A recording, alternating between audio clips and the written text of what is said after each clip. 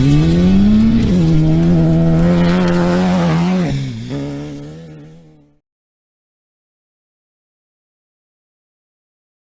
right, guys, we are back with another post-race wrap-up. Today, we are doing the Moore Sweet 16 Shootout, the 2025 Sweet 16 Shootout. With me, as always, is Brian Johnson. Brian, welcome. Good afternoon, everybody. Merry Christmas. Merry Christmas. Merry Christmas. Absolutely. We have with us today is our top three finishers. Third place, we have Justin Cockrell. Justin, welcome. Thank you. Thank you. Absolutely. Second place, Tim Craig. Tim, welcome. Hey, appreciate you guys having us. Absolutely. And then and the number one spot, Daniel Deen. Welcome, guys. Oh, thank you. Yeah, I just watched my wife drive across the grass to get to the driveway because I'm blocking with the trailer right now. She literally went through like two neighbors' yards to get over there. So You gotta respect getting the job done. you got to get the job done. She knows how to do it. You Sounds know? like sounds like a 1600 driver in the making, if you ask Yeah, me. Found the right line. Yeah, Find that line. train it. She's training your little one, Daniel. That's the trick. I allow it. I like it. Well, yeah, just like Eric said, you guys, I just want to get a quick recap of your guys' weekend. So let's start off with qualifying. Let's start with Justin. How was your qualifying run? It was good. It was a little bit cold. My hands were numb, but just kept it nice and smooth. Tried to avoid any mistakes, and then ended up with a pretty good run. Yeah. I mean, yeah, it was a podium run for you, so that's always great. You know, putting it on or pole position rather. Do you have a preference of where you like to qualify, or do you just kind of like let the cards play out how they may? When I raced the 9 car, I started all the way in the back, so I would know where I was at. But with the 16, I mean, you lose too much time trying to come through the field. So I like starting pole in the 16. Sure, you set the pace. Yep. Absolutely. Tim, how was your qualifying run? I think we made a little mistake. We had a pretty good line coming to the little chicane to the hill in front of the main pits, and I didn't know how hard to hit that. I kind of sent that really hard, kind of bobbled on the other side of that. So, I mean, we ended up third. I can't complain about that. It's right there up front where, you want to be, so you can, the fast guys are going to be in front of you, so you can kind of pace yourself off of that. I knew there was 5 or 6 of us that were going to be fast, so I had fast. I was right in the middle. You know what I mean? Good pace up front, good pace behind me. I can get a split on both sides of that. So kind of tell us where we're at for the day. I'm later in our racing careers, when Cody's starting to do these heat races, racing through the dust has always been something we've done up through 12 cars and slower 10 cars and stuff like that. So I was kind of like a rear start guy all the time, so you know where you're at. Mm-hmm. These heat races where we get to be up front and dust free, that pole position's that would have maybe proved a little different in my situation for Saturday, chasing Brody Martin off the hill. So yeah, absolutely. And I think that you bring up a good point. It's when you're the top class in a heat, you can get true clean air. It's a big advantage. For sure. A big advantage. Daniel, walk us through your quality run on Saturday morning. So when I qualify, I go as hard as I can comfortably. And that always puts me in like the top 7 positions or something like that. So I actually had a pretty good qualifying run in Barstow. And I will say Cody's layout for qualifying, they're unique. It's not a track that you've seen before. It's not something you can anticipate. He runs between bushes and like there's a burned in road that you might see a couple tire tracks on, and that's his qualifying track. So for somebody like me who doesn't race out there a lot and doesn't see that kind of stuff, I feel like it's really unique, and I'm not against it, but part of it is I don't have a memory that I used to, and so I feel like when I'm qualifying on it, I'm seeing it for the first time. So it's not like I'm like comfortable and I'm able to like set the car up and slide around corners. Like I missed a couple corners in that qualifying track. And the fact that I ended up where I did, I was pretty happy with. So typically, I think in the desert races, I'm okay with being a little further back historically, and with the short course races, more like battle at Prim and Rage. I kind of like to be up towards the front more if I can. But I think that strategy is going to change. I think Justin and Tim have it nailed. It's too hard to pass 16 cars. We're going the same speed. It's hard to get. You literally have to force somebody into a mistake or watch them make a mistake. And I'm going to be honest, Tim and Justin don't make too many mistakes. They're hard to get around. So I'd like to be up front more. So I think I need to push a little harder in qualifying. What do Yeah, you guys go ahead? Go ahead, Eric. What do you guys think of the way that Cody does his qualifying tracks? That first thing in the morning, right before the Saturday race, versus like Snore that does it the day before. You know, and I can speak to that first. I actually don't mind it at all. I think it's clean. He's only really qualifying a couple classes, not too many cars. I could see if he was trying to qualify 400 cars or something, you would need that full day. But it's kind of nice to get out there and then you run your track and then you get out, stretch out, and then 2 hours later you're back in doing the actual race. I don't mind it at all. But that's just my take on it. Yeah, same here. I like it right before the race. Tim? Yeah, I think Cody does a great job at running his organization and what he does out there. So it's always something different. The fact that we could confidently go to a qualifying run and know that our times are going to be good and we're evenly spaced out and we're not going to deal with some of the other issues that always seem to pop up with qualifying. He makes it challenging and he makes it fair and able for all of us. And then, qualifying the same morning, I don't know. I was kind of mixed emotion there because it felt like we had a longer gap this time with being the second heat.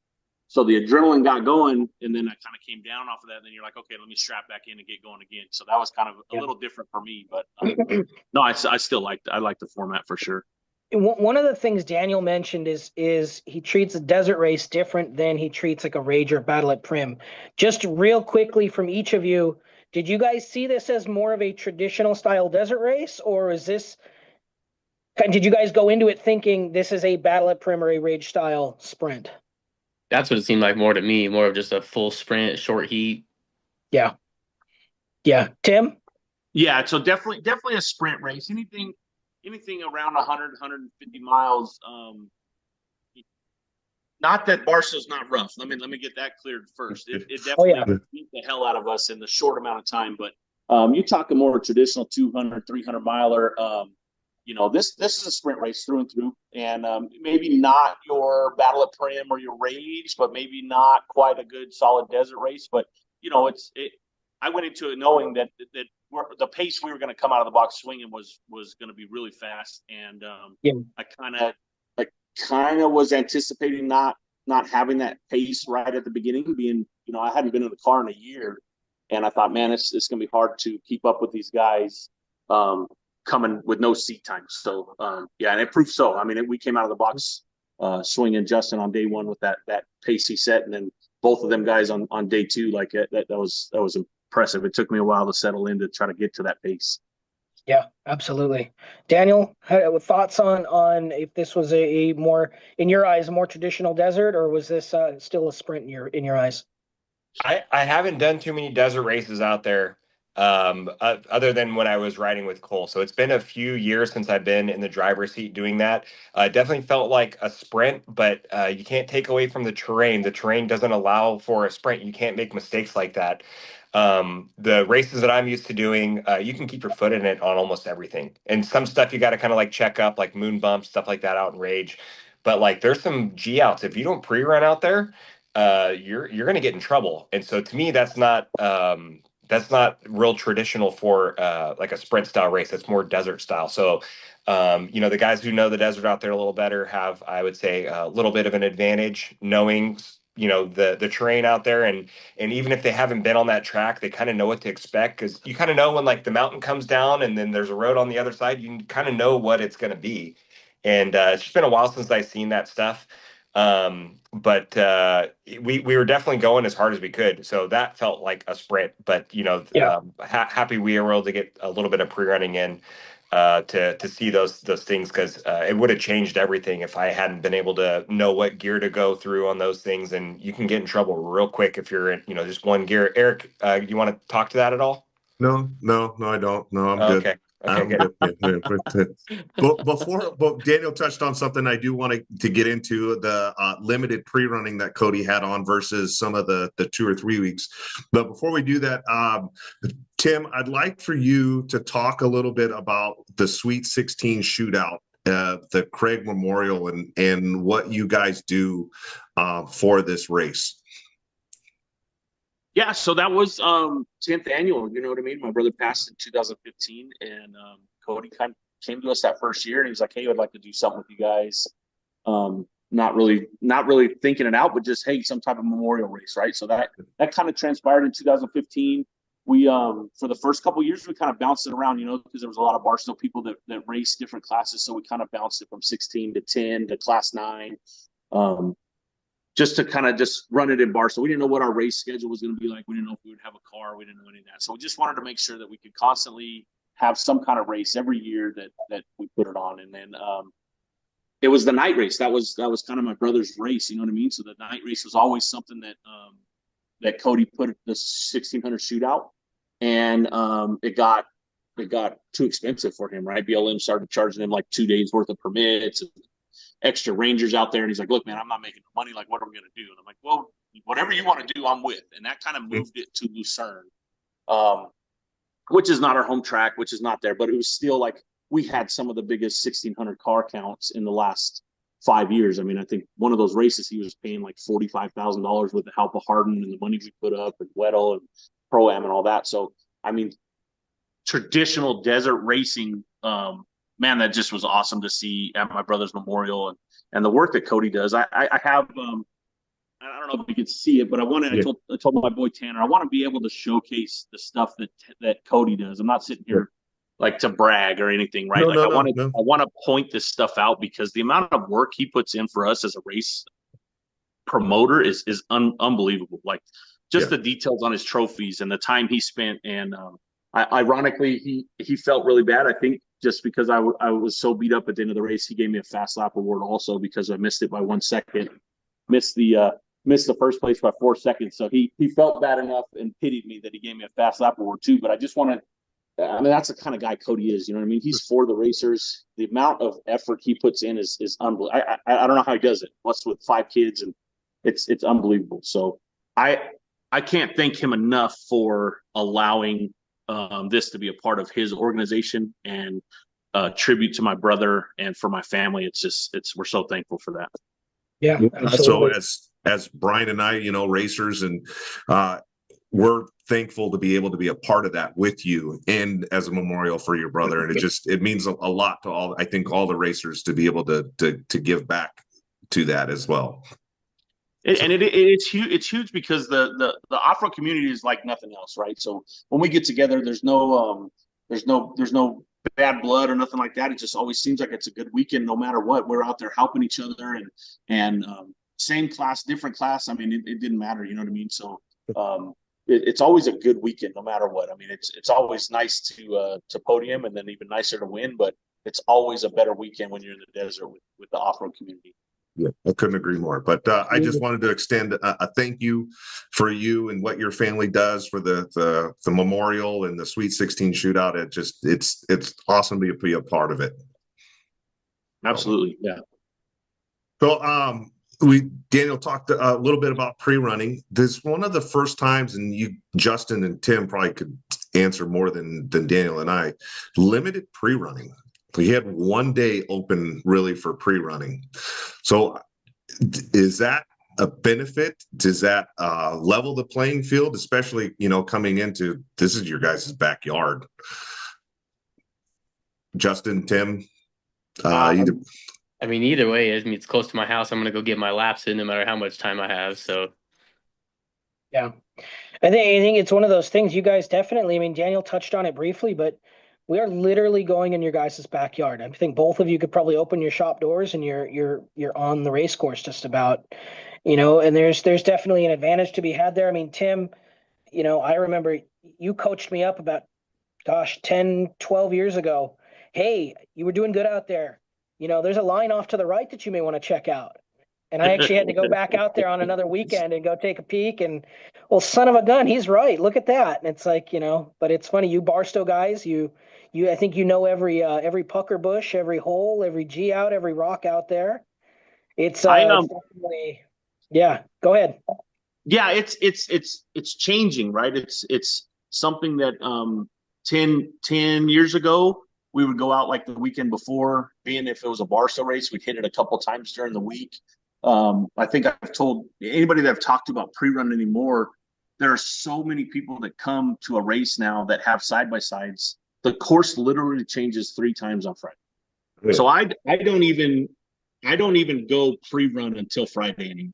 And that's just kind of how I changed. And I just make sure that Friday I have time to at least get 3 laps, because from the Friday morning to Friday night, the course will change 3 times, because there's so many people with their toys out there, and it just like there's not real a big advantage coming on the weekend before anymore, because the course is going to change. The corners are going to get blown out 200 yards in both directions, just because, like I said, there's so much traffic out there. So it's pre-running is definitely a big part of that. It's definitely important to make sure that you get your laps in, and that's why it was kind of important. And I ran out of time, being my business is so time consuming right now.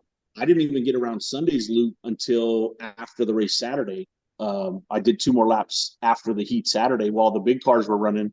I went and looked at the Sunday loop because I didn't have time to get all my laps in over there. So it was very limited and amount of time. But yeah, pre-running's changed over the last couple of years for sure. Yeah. Justin, pre-running? Yeah, definitely with the limited amount of time, it's leveled the playing field. Like before, we could go out there all week and dial in our lines, and he is right. No amount of pre-running compares to the pre-running you do on like Friday afternoon, because the track is so different. Yeah, and even now too, there's heats before the 1600 cars that are running. Oh yeah, and it's the 11 cars are low horsepower, but there's 30 of them. So yeah, things get moved around, right? The course is not how it was. So it just speaks to the adaptability I think you guys have to have as drivers, that of course, even lap over lap is changing pretty rapidly. Let's talk about Saturday's race. Let's start with Tim. Tim, I know you had a little bit of a misstep. Luckily you were able to recover. Why don't you walk us through that? Yeah, so just chasing up through the hills. I think I told you on the live feed Saturday. I don't know if I was too impatient or not patient enough. One or the other. I probably shouldn't have been that close to him on the hill. I found out later. I talked to Brody. He said he was having some brake issues. So I had posted a video. You can kind of see where he checked up, and I was already coming up on him. And so when he checked, I yanked the wheel to the right, and it just kind of started. It kept sliding around. So I did my best to try to catch it. We almost saved it. Went all the way over, didn't touch any corners, hit the roof, and then landed on the wheels, which I haven't been able to do that in 25 years. So landing on the wheels was a little shock to me. You got a 10 from the French judge on that one. Yes. Yeah. So I've had several over the years, and always ended up on my side or something. Can't get the car back over. So when I was on the wheels, I fired it off and got spun around right about the time I got spun around. Daniel was passing. Daniel and Cole were coming by, and I jumped in line there, and kind of had a couple seconds there where I like, am I okay? Okay, I think I'm all right. Let's start pushing. Okay, wait, is the car all right? Like, I don't know if the car's okay. Okay, well, here we go. Let's figure this out. So we just jumped right back into the race. We're gonna find out which of us is okay and which of us isn't real quick. That's right. Yes, and it probably feels like an eternity when that's happening. But watching the video that you posted up on Instagram, it was quick. Like, yeah, it didn't even. Yeah, I think the whole event took maybe 13 or 14 seconds. It wasn't much. no. I'm just gonna say that it definitely took at least 4 seconds. We'll get to that. So, we will get to that. Yeah. Yeah. Yes. So real quick, but Saturday and Sunday, Justin, Saturday. Oh yeah, Saturday was good. I mean, started out front and just tried to go out there and set a good pace. Had a couple issues. I think it was the third lap where course joined back into main. I kind of blew out wide and caught a big ditch, and I thought I ripped the whole left rear corner off. But so I pulled into the pit real quick. They checked it out, said I was good. Thought I at least had a flat, but it was good. and then kept it moving. And then I think it was that after I went through Maine, it was coming down on the inner Maine. There was two UTVs rolled over right in the middle of the track, like they just settled down after being rolled, and I just locked them up with all I could and locked them in plowed into them a little bit. Had to throw it in reverse and back up and get around them, but thank God nobody behind me plowed into me. But Yeah. other than that, And, it was just full out sprint. I mean, all you could and, do. and it's crazy that, you think everything's good, and then all of a sudden a car that was not there the previous lap, or, now is, there's not stop signs or flaggers out in the middle of the desert for you to see a Yeah. corner come. Yeah, so yeah, anything can happen. Yeah, and Real it had quick, like just happened. Like I saw the cars like I just popped out of the dust and they were barely settling from getting tangled up or whatever. So it was just terrible timing. so you were in their dust when it happened. Yeah, like I just got Yeah. into their dust too. Now, real quick, just a quick show of hands. Who had struggles with lappers on either Saturday or Sunday? Both Yep. days. Both. Yeah. Yeah. I mean, I can't talk too much crap because I have 3 side by sides and my dad was in one, but the side by sides, man, they throw up a lot of dust, so they're hard to get around. yeah. I mean, you should call a spade a spade. The UTVs are quick these days. That's It's right. long gone are the days of the 600 Rhino. Yeah. Those are fast race cars now. Daniel, how Daniel, was your Saturday? Yeah. let's talk about your Saturday. So if you kind of just listen to the story that Tim told, and then the story that Justin told, that's desert racing through and through. 5 seconds here, 10 seconds there, an issue in the infield, and then somebody else wins the race. And that's kind of how it was for us. When we were pushing hard, we didn't have any real big issues. Tim ended up on his, upside down, and then we got around him, and then Justin ended up with the side by sides, and we got up close to them, and we ended up winning the race. And that's I think the biggest difference between short course track and desert track. Like you're not gonna roll your car over and then go win rage. That's not going to happen. You know what I mean? And I think it's really cool in the desert that there's spots where you can make time up and you can still put pressure on even after a little mishap. And we're our times for the first 3 track cars were 20 seconds from the end of Sunday. And it's just, I think it's really cool. It's really competitive, and I was happy to be a part of it. We had not a lot of issues, and we were just trying to run a smooth race. We could have pushed a little bit harder, maybe, but I don't, not by much. I mean, look at Tim. Look what Tim did on Sunday. He ran like a 30-second faster lap than I was able to do. I can't do that. You know what I mean? I can run consistent times, but I'm not going to be like, all right, I need to make up time. I'm going to go run 30 seconds faster this lap. No way. Not going to happen for me. Yeah. So then let's piggyback off that and just jump into Sunday. Tim, why don't you tell us about your Sunday? Yeah. So Sunday we got a really good jump off the line on the Brody's car, which I knew was fast. And then like I said, I didn't have a lot of Sunday pre-run time in, and he had a way better line than me. So I ended up chasing him the first 7 miles, and dust was kind of just sitting. There was no breeze, there was no wind, and nobody knows that probably more than Justin chasing Daniel the whole race. So I chased him till about mile 7. I went through there 6 laps. I still have no idea what Brody hit that threw him that far and that hard, but it definitely made me check up every lap because I didn't know what was there. I thought I knew that course pretty good, but I was like, well, I don't know what the hell he hit, so I'm going to check up a little bit. And then I kind of just, I don't know. Again, it took me a couple of laps to settle in, and I don't know if that's seat time. I don't know if I was kind of feeling Saturday's roll and kind of sore a little bit, but I was kind of thinking, man, I don't know what this pace is right now, but I don't like it, And about lap 3, I think Justin and Daniel went out and put 15, 20 seconds on me consecutively the first 2 laps. And you never like getting that radio information, but my dad's like, hey man, they're putting time on you. You better figure this out, right? So lap 3 went out there, and I think I clicked off a couple seconds, and he's like, hey, that's where you need to be, right? And about that time, lap 4, I'm thinking I'm too old. I can't use that anymore because I just found out Daniel's the same age as me. So now I'm just going to say that I'm too fat. And I clicked off one of the faster laps. I don't know if I just settled in and kind of like just let it come to me. And you hit your rhythm. Yeah, but I definitely hit a rhythm.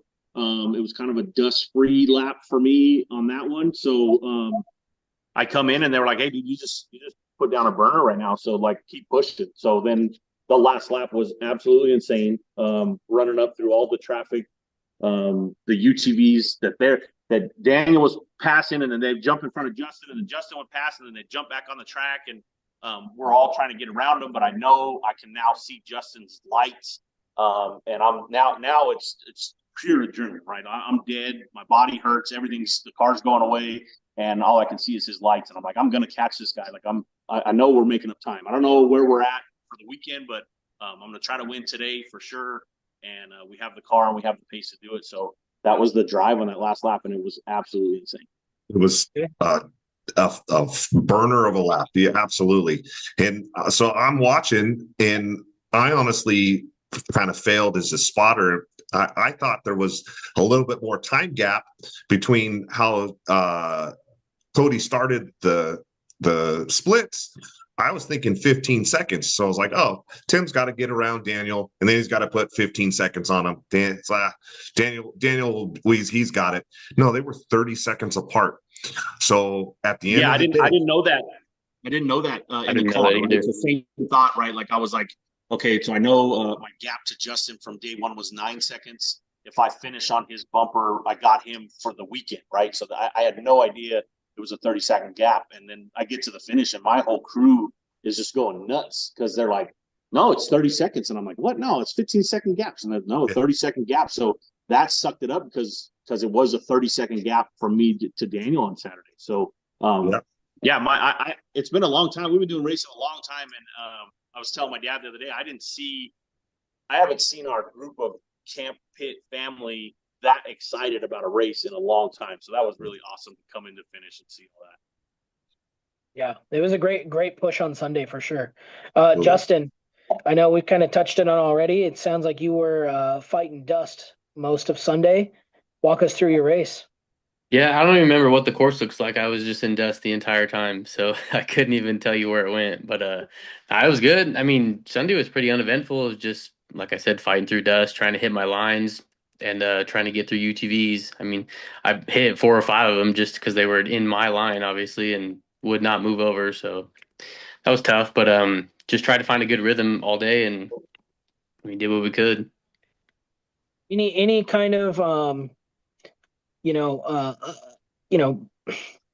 mind games, I guess, or do you because you're obviously in the car by yourself, so you lose the drag race to Daniel off the start. Is that correct? Yeah. Any thought to like, I know where I can get him, or were you just like, look, I just have to maintain my pace, keep the pressure on, and hope he makes a mistake? That's pretty much what it is. You don't really have time for mind games in this class. You just have to, I mean, it's pretty much a sprint the entire time for me. I mean, do all I can do. Hopefully I have some better lines than him. And I mean, there was a couple times where I'd get up almost next to his rear bumper in a couple lines. He was obviously a little more over to the right, and I could see him, but then he would just close in front of me, and I didn't have enough to get around him. Yeah, it's funny. I always, the top guys in this class, I always like to say they don't hit the gas and the brakes. They have an on switch and an off switch. Yeah. Guys mostly just run with that on switch on. Yeah. So yeah, there is the pace is murderous these days. This is the word that keeps coming to Eric and I is the murderous pace, and it really is. So kudos to you guys. Daniel, let's hear about Sunday. You touched on something that kind of resonated with me. You talked about an on-off switch, and I've tried to be able to okay, I know I have a little bit of a cushion here. I'm going to back off a little bit. That does not work for me. I've tried 3 different races now where I've tried to back it off 5%. 5% with these guys is like they're going to make up 20, 30 seconds on me. And that's happened a few different times. I'm like, all right, I'm going to settle down right here. I think it has to do with like the limited horsepower. And like if I back off 5% in this one section, well, that's momentum. And that carried on for the next half a mile or whatever, and then now they're able to get back up. So I haven't figured that part out yet. The pace that they're pushing is really tough. I would like for me to stay mentally with it that entire time and push that hard is really hard for me. Um, so my goal on Sunday was to stay in front after we got the jump on Justin, was just stay in front and stir up dust. And it sounds like I did a good job doing that because Justin had to deal with that the whole day.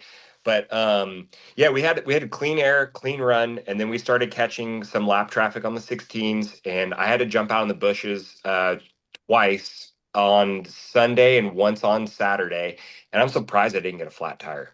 Like, actually, I did get a flat tire. When I got home, my front tire was flat. So I don't know like what the right way. I don't hit people. I don't know how to do this. I don't know if like you're supposed to get behind them and just let them know you're there. But I followed somebody for probably like 3 or 4 miles. I didn't want to hit him. The UTVs, when the suspension unloads, like they can literally land on top of your car and take out your front shock towers. So I didn't really know how to go about that. And I know on the last lap, I got hung up quite a bit. And I was like, oh, this is just, this is a part of it, but there's got to be a better way. And I don't have the right answer, but I know, getting stuck in that traffic, Justin was able to close in and Tim really closed in, and it made for really fun, exciting races. And I got a couple things to figure out if I'm going to be able to keep a lead and keep a cushion at all. Cause I know if I make any mistakes or I don't have the right information coming from the pits that, I could have lost that race real easily. Thanks for Just calling me out, Daniel. one Appreciate mistake that.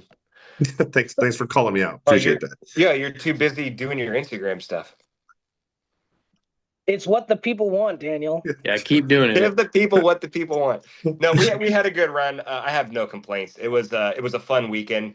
Cole Harden rode with me, and he was doing a really good job calling out corners. He was looking in the mirror. I knew where Justin was at, probably like 80% of the time. There was some times where like we thought we had more of a lead, and then he was like right there.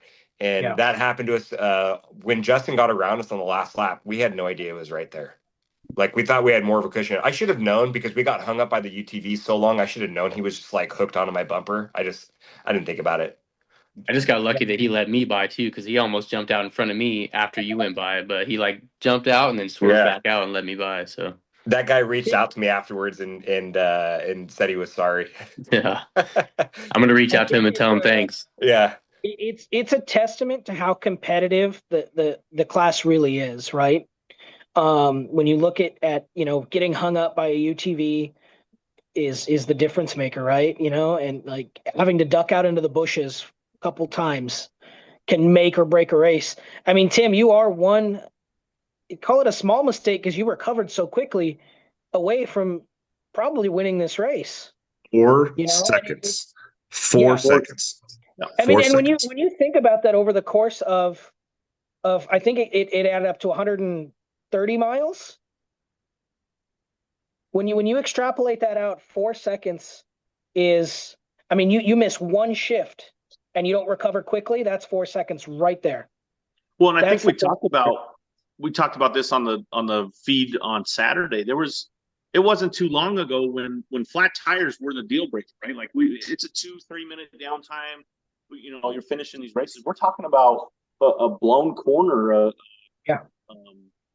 hitting the wrong line in the dust, and 4 seconds is unbelievable. I think the top 5 cars were on the same minute for the most part. You know what I mean? Like that's crazy over 130, 150 miles, whatever it was, to think about, the pace we're running and able to finish all these cars in a sport. The attrition rate's, insane.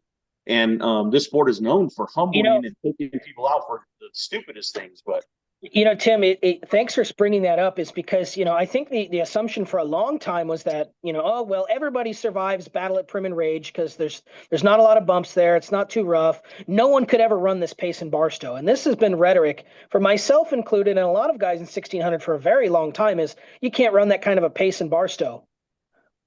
I think everybody kind of proved that that's not true. And I think one of you guys, but all three of you did. Brody, until his accident, he did. You can make the argument Brad Ward and Matt Gumbs, they were running a really strong pace. So like this pace that started at these 2-day sprint races is now bleeding into the desert races. And it's just becoming the class norm, which for, an average Joe like me is the worst thing in the world to hear. But at the same turn, it raises the cream's always going to rise to the top. It raises the standard of the class. It makes everybody want to get better. Yeah, for sure, Brian, no doubt. to that point, if we keep running this hard, there's going to be more people, more things are going to happen, like what Tim's saying. You're going to get more flat tires. Those things are going to start to pop up a lot more because we're running hard, and in order to keep up, and you're in the dust with UTVs throwing up a lot of stuff, you have to keep your foot in it. And I think those issues are going to start coming up. I really think we got lucky that there weren't more mishaps. I don't think anybody really got flat tires that were taken out by this race, but I would assume that that's going to start happening more. Go ahead, Yeah. Tim. Yeah. Yeah, so I just wanted to point out, I think the traditional desert racing is kind of taking a back seat to what we're doing now. You know what I mean? You look at that in Cody's new schedule that's coming out. We'll have a sprint style race at /X in January, and then his true desert race will be one time this year in Lucerne at the PCI race.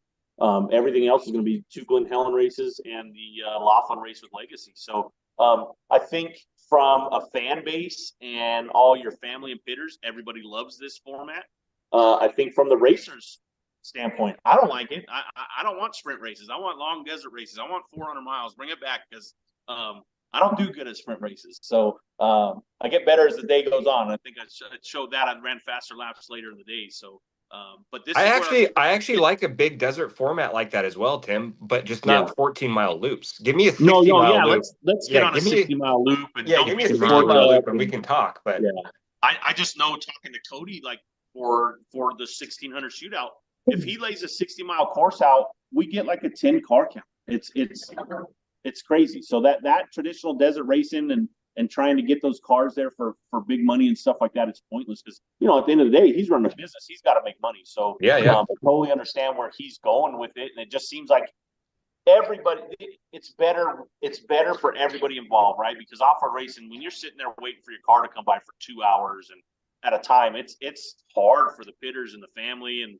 all the support crews to sit out there all day. But you throw a race in like we just put down on Saturday and Sunday, and we're finishing within 30 seconds of each other, and the whole crew is just amped up, and it's awesome racing, and it's that tight, and it's great for everybody else. I don't know about the drivers; it's a lot of stress on us, and the pace is unbelievable. But I think that's kind of where we're headed. We're going to be doing more sprint race, Grand Prix style stuff like that, and we got to adapt to the time. Like you say, Brian, the cream's going to rise to the top, so everybody's got to do that. My family's got me on a strict diet because they said it's unacceptable. 4 seconds is unacceptable. No, Tim, you do you, boo-boo. I want you to enjoy Christmas dinner. You are my inspiration. You are the reason I don't go to the gym.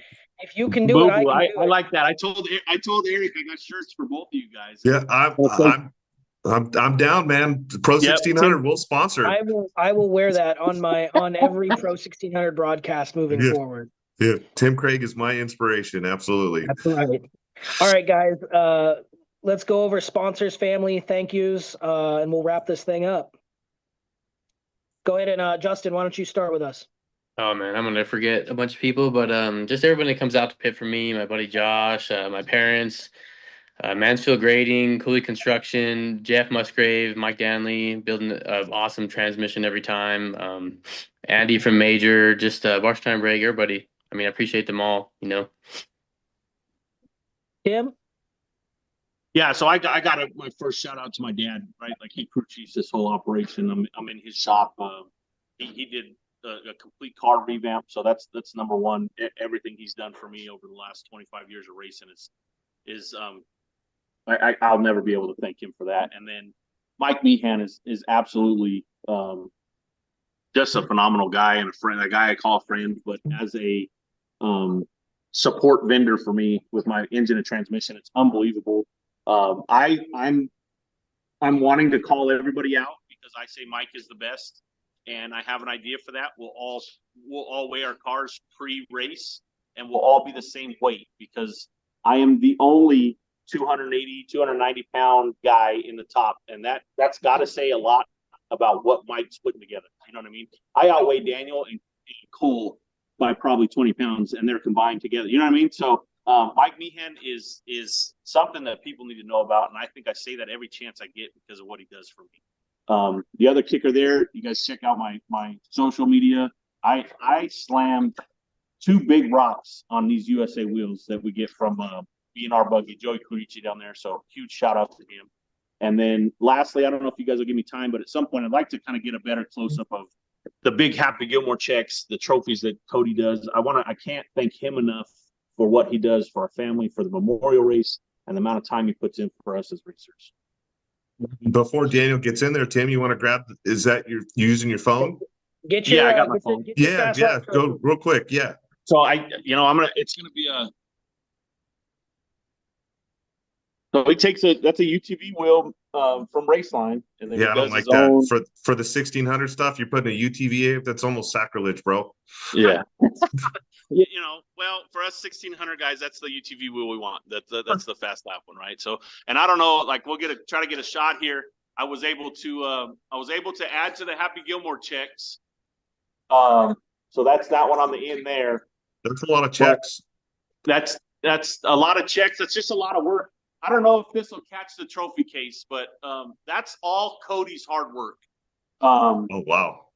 That's Cody, it's without question. Cody has the coolest trophies in the sport right now. I don't think anybody's going to argue that. Yeah, so that's hands down. I mean, I just want to, I got to shout him out because he does. There's hours and hours of that. This is an actual ring gear from a car that he gets, and then he makes that into a trophy for us. So what, Tim? What year is that? That's from this year. This one is. Okay. Yeah. So, yep. Huge shout out to Cody. I got to make sure. I haven't seen the ring gear ones in a while. I do like those ones. Yeah, there's I have a handful that I think he does that with the Weddles. Yeah, buddy. So love it. Yeah, he does an amazing job for us. I wish a lot of people would we can get his name out there because he deserves a 200 car count at all his races for the amount of effort he puts in for the racers themselves. So thanks, Tim. Thank you, Tim. Who do you want to thank? Yeah, I mean, I'd love to echo what Tim said. Cody and Danielle do an amazing job. I haven't talked to Cody a whole lot because I don't really race the circuit out there. But as soon as the race is over, he was calling me and talking about stuff and reassuring me of a couple different things and talking about the checks and Cody just does a great job, and he's a very active promoter.